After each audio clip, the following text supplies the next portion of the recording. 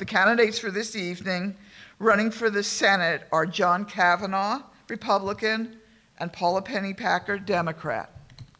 What is your position on continuing to fund private prisons? Private prisons don't cost as much as state-run prisons. In terms of private prisons, I believe that government should not guarantee monies to the private prison industry. And I also think that when private prison building becomes more important than school building, that we as a state have a serious problem. Unlike my opponent, I do not accept contributions from the private prison industry and will not accept donations from the private prison industry. And we're going to be staying away from special interests and those and corporations that support the private industry. Thank you. Do you think all donations to campaigns should be declared? What do you think of candidates who do not declare them? Mr. John Kavanaugh, please.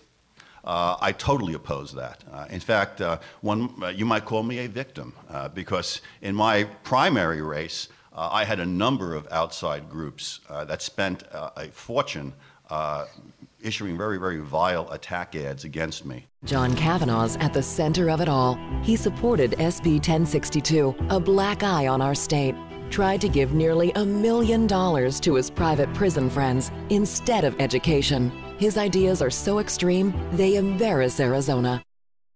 Absolutely. I believe in full and immediate disclosure. We, the people, have a right to know who is buying or owning our politicians.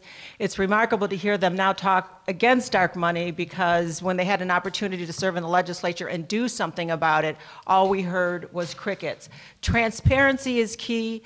Dark money is getting us to, or that's why we're seeing the polarization that we're seeing in the American political system. So yes, I totally support full and immediate disclosure. The majority of Arizona citizens now consider members of the LGBT community to deserve being treated as any other citizen. What will you do to assure that they are treated fairly and equally? Ms. Paula Pennypacker. Well, that's one of the main reasons why I'm running. I'm sick of being a punchline on Comedy Central, and here, when 1062 came about, here we go again, politicians deciding, who businesses can discriminate against. I'm totally opposed to it. Every person in this country and state deserves the right to life, liberty, and the pursuit of happiness. So I would oppose any such legislation. I would never even think to bring forward any such legislation that does not provide equality for everyone. I don't want to have anybody discriminated against, but I don't want people who have sincere, true religious beliefs not being forced to violate them because they're being sued or harassed by somebody. Would you support 1062 today, Ms. Paula Pennypacker? No. Would you like the rest of your 2 minutes? No. Okay. How should lawmakers decide on laws that involve religious views? Ms. Paula Pennypacker.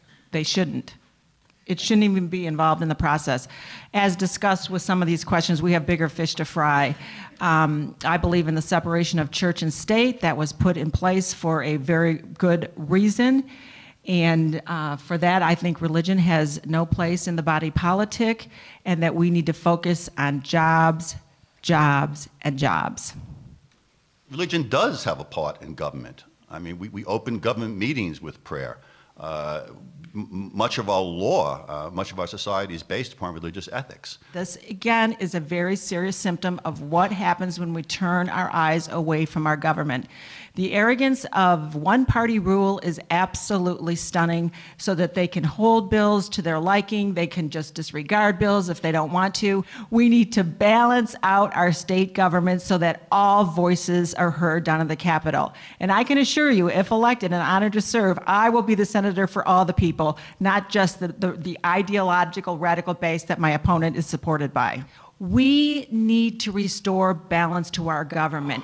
I don't care what party is in control. When you have one party control, whether it be a state, county, city, country, you open the door for corruption. Absolute power corrupts. Absolute power corrupts. Absolute power corrupts.